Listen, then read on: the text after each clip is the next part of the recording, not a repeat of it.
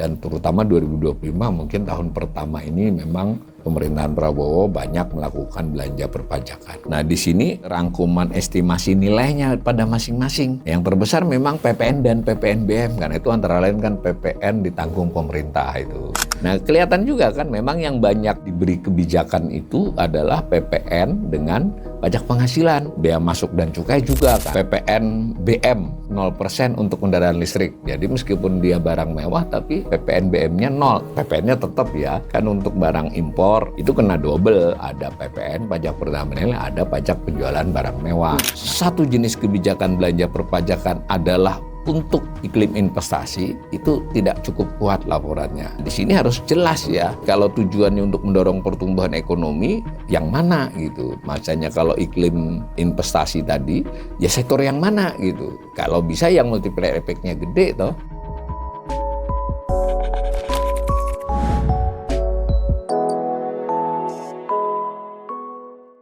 Salam cerdas, Ibu Bapak, Saudara-saudara yang saya hormati.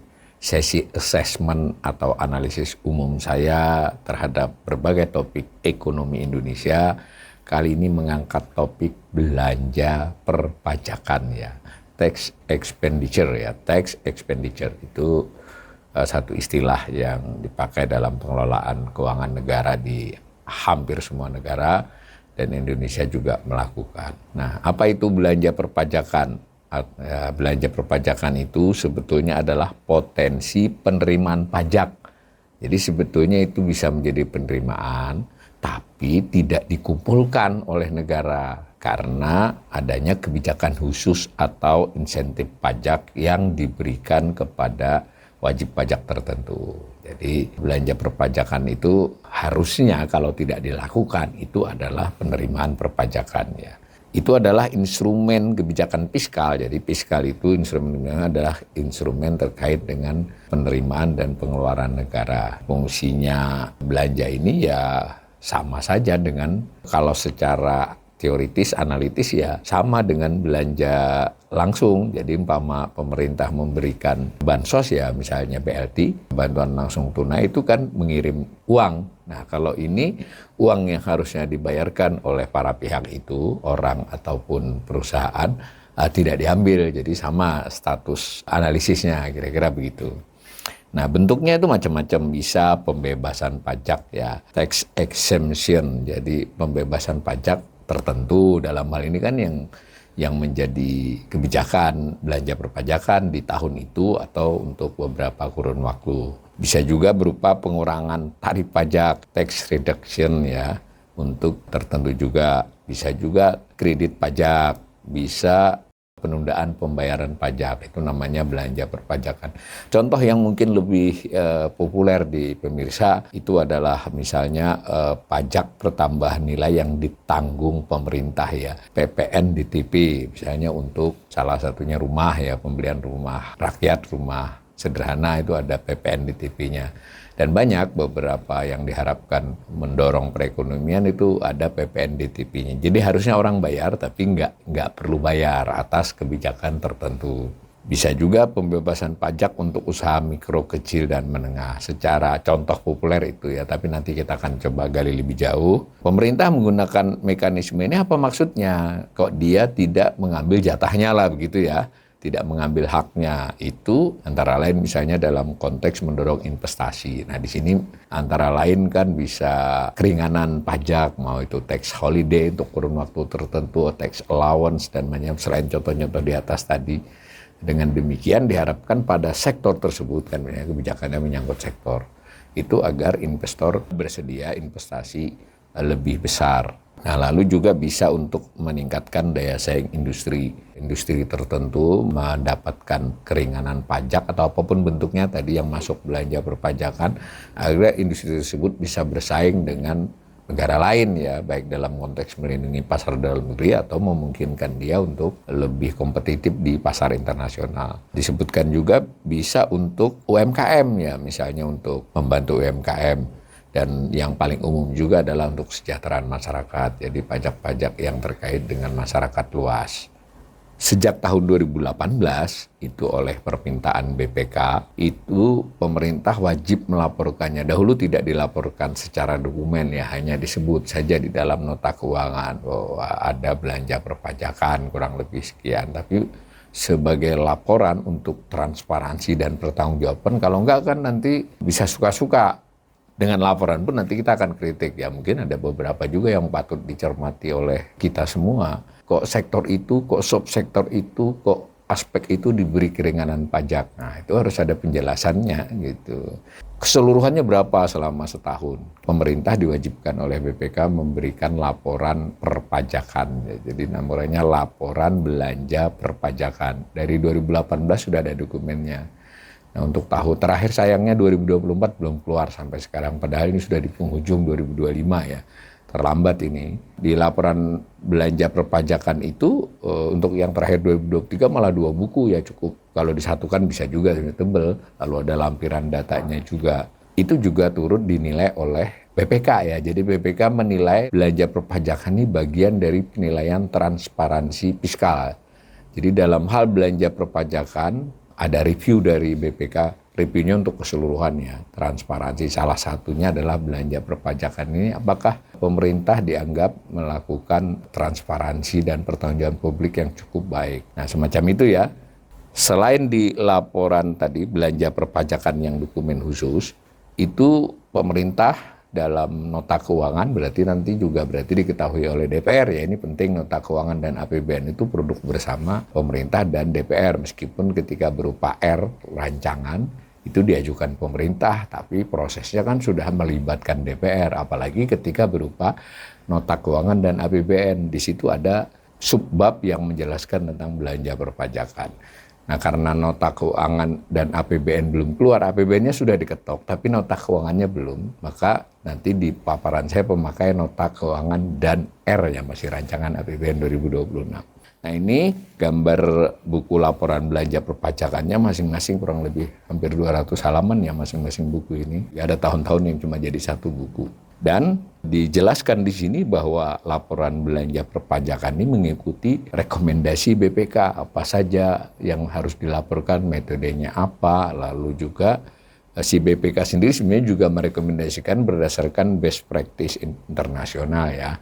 Best practice internasional itu juga dicoba diakomodasi oleh pemerintah ya. Dalam hal ini yang memberikan laporan belanja perpajakan Kementerian Keuangan. Lebih khusus lagi dulu Badan Kebijakan Fiskal ya. Sekarang Direktorat Jenderal Strategi apa. Nah saya sampai nggak hafal, tapi dulunya namanya BKF ya, Badan Kebijakan Fiskal. Nah di dalam buku belanja perpajakan itu saya baca di 2-3 edisinya itu kurang lebih dijelaskan bahwa laporan belanja perpajakan itu kan salah satu yang ingin dikemukakan dan dipertanggungjawabkan itu adalah besarannya.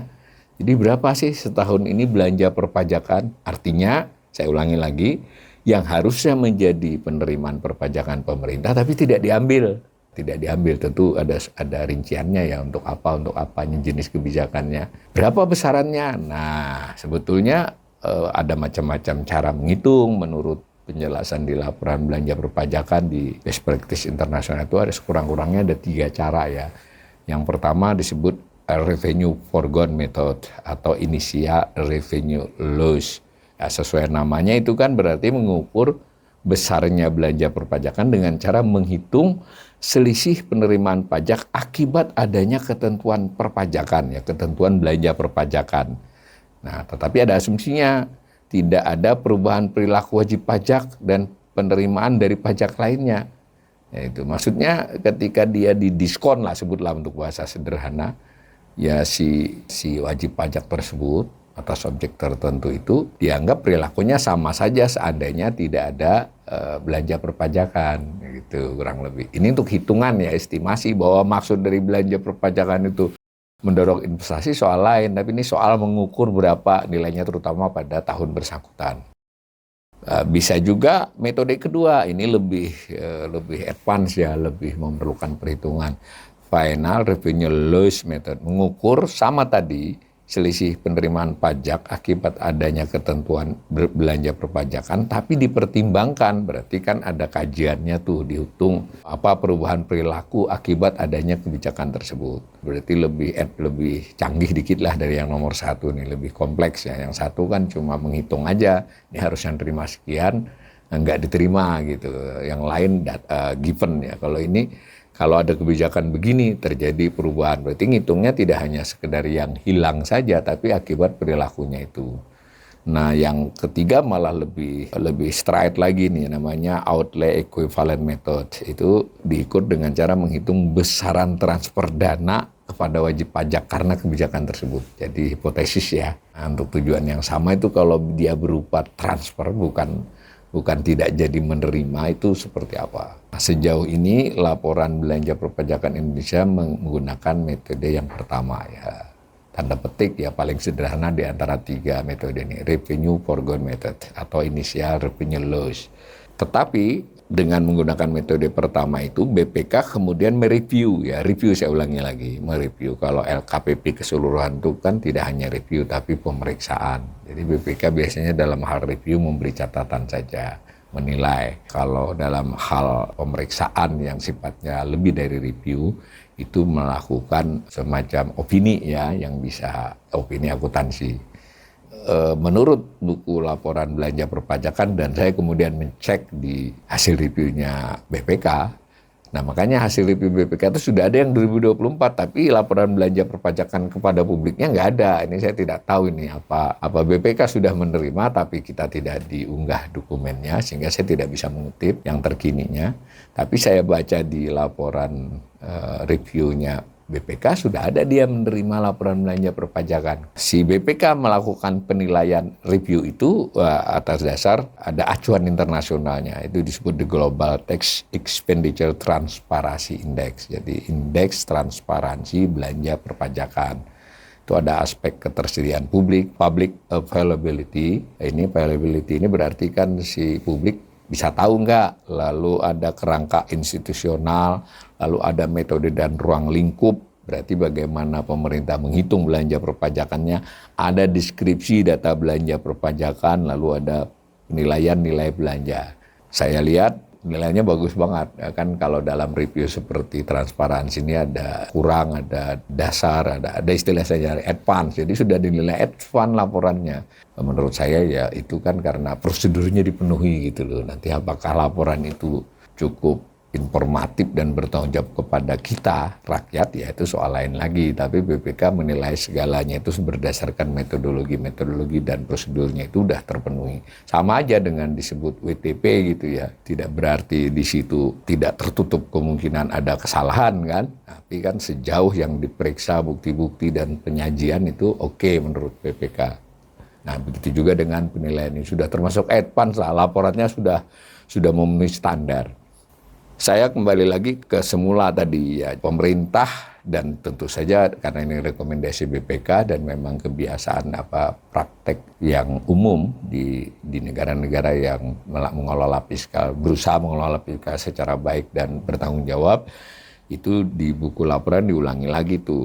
Ini adalah pertama tujuan dilaporkan ini bentuk akuntabilitas pemerintah di bidang kebijakan fiskal, mengidentifikasi dan melaporkan semua bentuk insentif perpajakan, baik yang termasuk ke dalam kategori belanja perpajakan maupun tidak, bahkan disebut-sebut yang tidak termasuk. Jadi di laporan belanja perpajakan itu disebut juga ada beberapa keringanan atau apa yang tidak tergolong belanja perpajakan.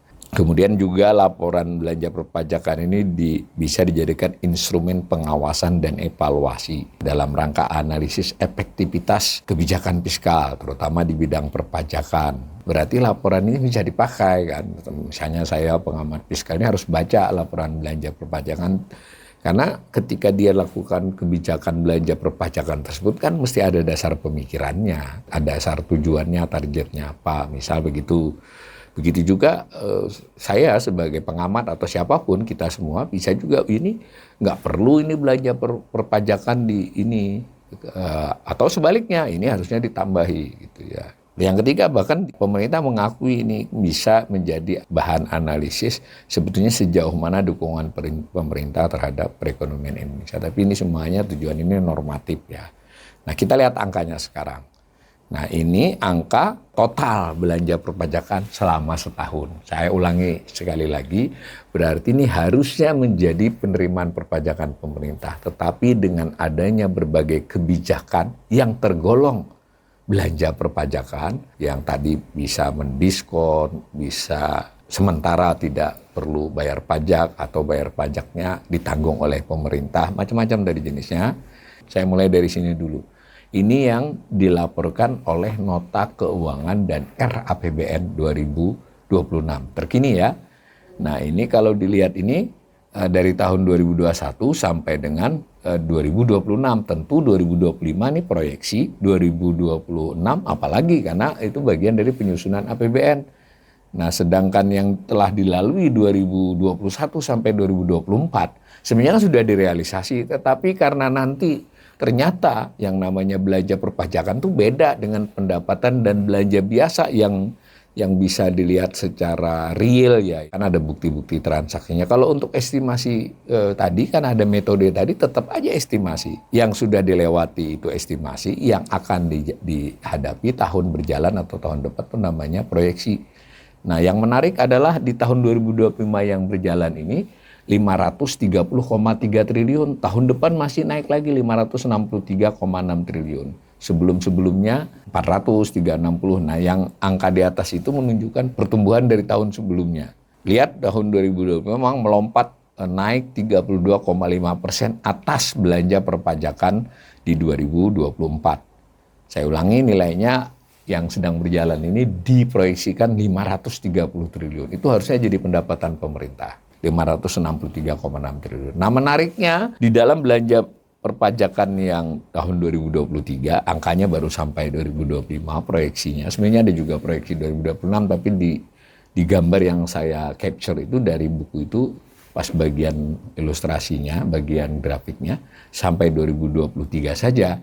Dan jangan lupa itu yang 2020 sampai 2023 itu adalah estimasi. 24 dan 25 waktu itu adalah proyeksi. Memang kalau dilihat 2024 proyeksinya 399,9, ternyata realisasinya 400,1, bukan realisasi, estimasi, ya, itu kan proyeksi.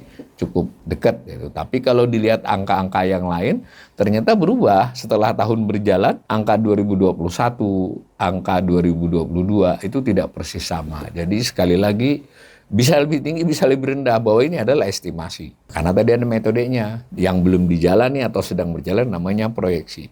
Nah, sedangkan yang disajikan garis kuning itu bukanlah pertumbuhan, tetapi persentase atas PDB. Ya, persentase atas PDB kisarannya ya 1,77, 1,83% dari PDB. Nah, sama dengan ini. Ini juga kalau dibuat, bisa saja kita buat atas dasar porsinya terhadap PDB. Kurang lebih sama, jadi di bawah 2 ya, 1,7 sampai 1,8 atau 1,9% dari PDB. Tapi intinya meningkat ya. Dan terutama 2025 mungkin tahun pertama ini memang pemerintahan Prabowo banyak melakukan belanja perpajakan. Nah, dilaporkan juga perpajakan itu di mana saja jenisnya. Ini kan ada PPN, kita sudah tahu PPN, pajak pertambahan nilai dan pajak penjualan barang mewah, PPNBM. Lalu ada pajak penghasilan, lalu ada bea masuk dan cukai, berarti pajak perdagangan internasional. Lalu juga ada PBB sektor P5L, ini maksudnya PBB yang punya hak pusat ya. Kalau PB rumah, perumahan dan pedesaan kan haknya pemerintah daerah ya, ini yang tambang, yang perkebunan besar. Nah, lalu juga bea materai. Nah, di sini rangkuman estimasi nilainya pada masing-masing. Yang terbesar memang PPN dan PPNBM, karena itu antara lain kan PPN ditanggung pemerintah itu, atau PPNBM yang ya, dikurangi, didiskon, macam-macam. Ini rinciannya. Ini yang dilaporkan di 2023, sedangkan yang di kanan ini yang disajikan oleh Nota Keuangan dan RAPBN. Saya sudah membaca dokumen-dokumen tersebut. Nah, salah satu assessment saya, sekalipun BPK mengatakan laporan ini cukup baik, tapi saya tidak melihat rinciannya. Nah, ada rincian sektor, tapi untuk kelima-limanya, terutama untuk PPN dan PPH jadi satu kan.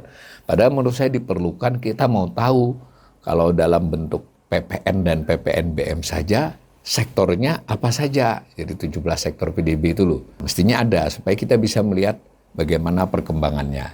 Itu tidak disajikan. Nah kalau dilihat ini juga nampaknya yang mengalami peningkatan yang sebelumnya direncanakan itu adalah PPN dan PPNBM. Nah, jadi ketika dia ditaruh di tahun 2023 ini, kalau belanja perpajakan 2023 laporannya di akhir 2024 ya, setahun yang lalu hampir. Makanya sampai sekarang yang 2024 belum keluar.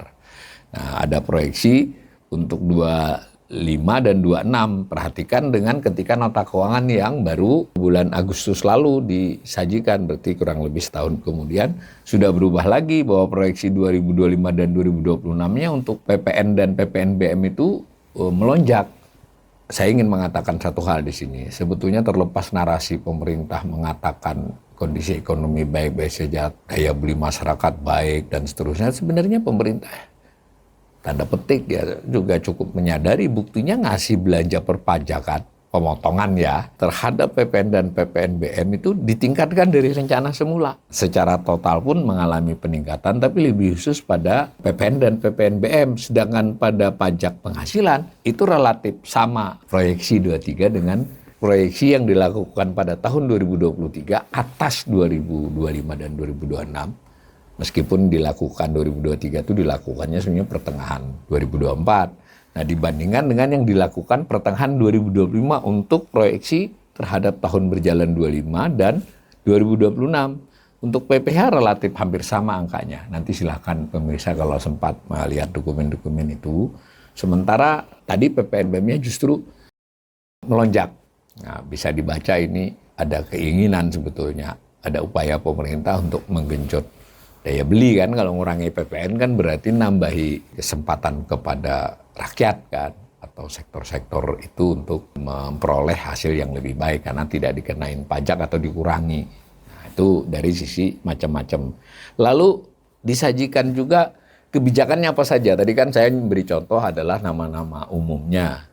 Di sini disajikan, tapi kan laporannya ada laporan belanja perpajakan 2023. Tentu yang sudah terjadi, yang namanya proyeksi kan belum tahu karena beberapa seperti yang baru-baru ini diumumkan beberapa kali, apa sih upaya pemerintah untuk memberi insentif fiskal itu, yaitu diantaranya belanja perpajakan sebenarnya kan belum terjadi, belum tahu meskipun secara konseptual itu tersedia. Nah yang di ini adalah mengevaluasi yang sudah, ini jumlah kebijakannya ya bukan nilainya, tadi nilainya. Nah kelihatan juga kan memang yang banyak diberi kebijakan itu adalah PPN dengan pajak penghasilan. Yang lain bea masuk dan cukai juga karena memang menyangkut perdagangan ya, ekspor maupun impor tuh sama-sama ada belanja perpajakannya. Untuk impor mungkin terhadap barang-barang yang dianggap penting untuk kebutuhan rakyat atau untuk perlindungan kepada industri agar memperoleh input pasokan yang bisa lebih murah karena ada belanja perpajakannya di situ. Instrumen kebijakannya relatif tidak berubah di kisaran 132 sampai 136. Mungkin peraturan Menteri Keuangannya berubah tetapi substansinya sama karena itu dianggap instrumennya itu. Karena bisa instrumen belanja perpajakan itu berlaku 3 bulan, 6 bulan atau 1 tahun. Nah, sehingga perlu ada PMK baru lagi, ini instrumen yang dipakai. Ini saya kasih contoh, sebetulnya di laporan belanja perpajakan itu banyak ya, ini ada 20-an mungkin, saya capture aja yang biar kita punya imajinasi ya buat pemirsa yang belum akrab dengan topik ini. Di tahun 2023 tapi ini, misal PPN dibebaskan atas listrik, kecuali untuk rumah dengan daya di atas 6.600 volt ampere PE ya. Jadi PPN yang dibebaskan atas listrik itu belanja perpajakan. Ini 2023, yang 24, 25 kita belum tahu ya, belum kita bahas. Lalu PPN dibebaskan atas air bersih, itu belanja perpajakan. Lalu PPN BM 0% untuk kendaraan listrik. Jadi meskipun dia barang mewah tapi PPN BM-nya 0. PPN-nya tetap ya, kan untuk barang impor atau barang mewah tertentu yang diproduksi dalam negeri, tapi umumnya PPN BM ini kebanyakan yang impor. Itu kena double, ada PPN, pajak pertambahan, ada pajak penjualan barang mewah. Nah untuk mobil listrik, kendaraan listrik, maaf, ini dinolkan itu adalah contoh belanja perpajakan, juga kendaraan hybrid. Tapi saya ulangi ini 2023 ya contoh. Lalu ada PPN DTP atas sewa ruangan atau bangunan. Nah, ini PPN DTP itu PPN yang ditanggung pemerintah, namanya begitu. Artinya tidak perlu bayar dan seterusnya. Ini rumah susun juga ada PPN DTP-nya. Saya ulangi, ini sebetulnya di tahun 2003 ada sekitar 20, ini saya kutipkan beberapa di antaranya saja. Lalu bagaimana contoh belanja perpajakan terhadap pajak penghasilan di tahun 2023? Ini juga contoh dari belasan. Itu ada tax holiday untuk industri pionir. Nah, tax holiday ya, jadi hari libur lah untuk industri pionir, biasanya berapa tahun dia tidak perlu bayar pajak. Nah, lalu ada tax allowance, ini untuk penanaman modal di bidang usaha tertentu untuk mendorong investasi. Sekitar 20-an lebih kebijakan di PPNBM, mungkin belasan di PPH. Nah, totalnya kan tadi berapa itu, bisa jadi kita harus mereksa siapa yang memperoleh keuntungan dari belanja perpajakan, bisa begitu. Tapi ini kita untuk mengenal dulu seperti itu. Lalu ada laporan juga, tapi yang sekali ini saya ambil dari nota keuangan dulu, nanti yang baru dari dokumen belanja perpajakan. Tadi belanja perpajakan yang di tahun 2024 ratusan triliun dan kemungkinan di sini 530 triliun di tahun 2025 ini, dan akan naik lagi di 2026. Bisa dilihat dari sebarannya atas jenis-jenis pajak. Ada juga informasi sebarannya atas sektoral. Cuma ini tidak terlalu jelas ya bagaimana caranya mengestimasi. Tapi menurut BPK udah oke gitu ya. Karena saya sedikit khawatir juga dengan misal di sini ya, sektor pertambangan dan penggalian di 2024 tuh hanya belanja perpajakannya hanya 2,6 triliun. Di situ kan ada migas, batu bara dan sebagainya. Apa sekecil itu belanja perpajakannya misal ya. Lalu juga industri memang paling gede ya, industri pengolahan. Apa sebagian masuk situ. Ini bukan soal tercantum lebih tinggi atau lebih rendah saja. Tadi kan tujuannya kita untuk mendapatkan informasi belanja perpajakan untuk mengukur efektivitasnya terhadap sektor real. Misalnya dia tujuannya untuk investasi atau tujuannya untuk meningkatkan kesejahteraan masyarakat, kan harus jelas kan. Kita bisa ngecek dari berbagai sudut pandang itu. Nah, ini juga kalau yang 2023 ini itu tadi adalah dari nota keuangan. Dan angkanya tidak sama angka ini dengan angka di nota keuangan 2026 menyebut 2023 ya. Dan saya sudah melihat dari beberapa laporan memang estimasinya bergeser. Tentu mungkin bisa dipertanggungjawabkan, tapi boleh juga dong saya pengamat ini perubahannya kenapa? Sudah dilalui loh, bukan yang akan datang. Kalau proyeksi wajarlah berubah. Yang sudah dilewati pun estimasinya bisa berubah pada laporan tahun-tahun berikutnya. Di dalam laporan belanja perpajakan juga di nota keuangan itu disebutkan, tadi di depan kan kita sudah bilang kan ada tujuannya belanja perpajakan itu. Ada 4 lah yang selalu disebut-sebut di beberapa tahun terakhir. Pertama, meningkatkan iklim investasi. Nah, ini penyajian di tahun 2023 ya belanja perpajakan. Ini penyajian nota keuangan dan RAPBN 2026, otomatis ada 2021 sampai 2026 meskipun yang 25 dan 26-nya proyeksi. Ini kita bisa lihat. Yang terbesar memang disebut-sebut meningkatkan kesejahteraan masyarakat. Tadi waktu kita beri contoh tadi PPN DTP, PPN untuk listrik, PPN air bersih dihapuskan, ada PPN DTP rumah susun. Tapi kan tidak cukup hanya memperoleh info itu, kita harus lihat detailnya. Itu yang juga saya kritikan. Ini mestinya kita lebih detail lagi di laporan belanja perpajakan itu, nggak hanya klasifikasi yang dikumpulkan oleh Kementerian Keuangan saja. Yang dimaksud dengan meningkatkan kesejahteraan masyarakat itu apa saja, kebijakan yang mana saja, berapa gitu, meskipun estimasi. Itu yang kurang dari laporan belanja perpajakan. Tapi kalau melihat ini, alasan pemerintah belanja perpajakan itu terutama sekali adalah meningkatkan kesejahteraan masyarakat. Cuma secara instrumen yang banyak itu justru yang meningkatkan iklim investasi. Dari sisi instrumennya, nilainya yang banyak adalah meningkatkan kesejahteraan masyarakat. Jadi dengan penjelasan itu saya ingin menyimpulkan beberapa hal. Pertama, belanja perpajakan ini sekali lagi adalah potensi penerimaan pajak yang tidak dikumpulkan, tidak jadi dikumpulkan begitulah. Akibat adanya kebijakan khusus atau insentif pajak. Nah, lalu bentuknya bisa pembebasan pajak, pengurangan tarif pajak, kredit pajak, penundaan pembayaran dan seterusnya. Tadi tujuannya mendorong investasi, meningkatkan daya saing industri, mengembangkan UMKM, dan meningkatkan kesejahteraan masyarakat. 4 itu yang disebut-sebut. Sudah diberikan laporan belanja perpajakan oleh pemerintah 2018 sejak 2018 terakhir 2023.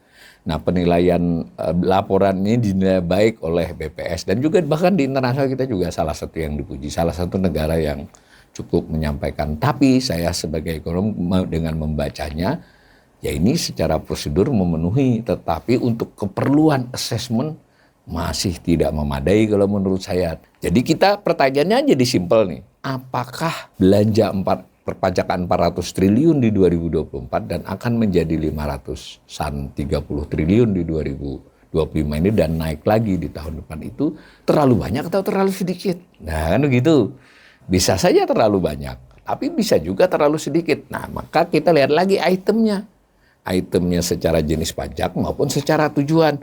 Nah menurut saya evaluasi tentang apakah tujuan satu jenis kebijakan belanja perpajakan adalah untuk iklim investasi itu tidak cukup kuat laporannya. Jadi harus ada kajian-kajiannya. Begitu ya. Saya secara insting menganggap di beberapa jenis dan di beberapa tujuan itu terlalu kecil. Tapi di sisi lain terlalu besar. Jadi ini soal efisiensi dan efektivitas belanja perpajakan. Bisa membayangkan ya bahwa belanja perpajakan ini sebenarnya instrumen lain. Bahkan kalau misalnya pemerintah ini dalam situasi yang anggap saja ekonomi ini mempama pemerintah setuju ini lesu. Nah pemerintah bisa saja menambah belanja perpajakannya, artinya tidak memungut pajak itu bisa. Jadi tidak usah merubah tarifnya, tapi banyak yang kemudian mendapatkan keringanan. Nah di sini harus jelas ya, kalau tujuannya untuk mendorong pertumbuhan ekonomi, yang mana gitu. Maksudnya kalau iklim investasi tadi, ya sektor yang mana gitu. Kalau bisa yang multiplier efeknya gede toh, dan seterusnya. Intinya menurut saya, kita semua rakyat Indonesia harus mulai bertanya-tanya atau mencari tahu tentang belanja perpajakan. Dan menarik lagi, DPR mestinya juga bersuara lebih serius terhadap soal-soal seperti ini, supaya kita semua mengetahui bagaimana keuangan negeri ini dikelola. Makin banyak yang tahu, makin banyak yang mengawasi, maka pemerintah, aparat, birokrasi akan menjalankan tugas dan amanahnya dengan sebaik-baiknya. Dengan demikian fiskal menjadi efektif untuk mensejahterakan masyarakat, untuk mengembangkan dunia usaha dan perekonomian Indonesia.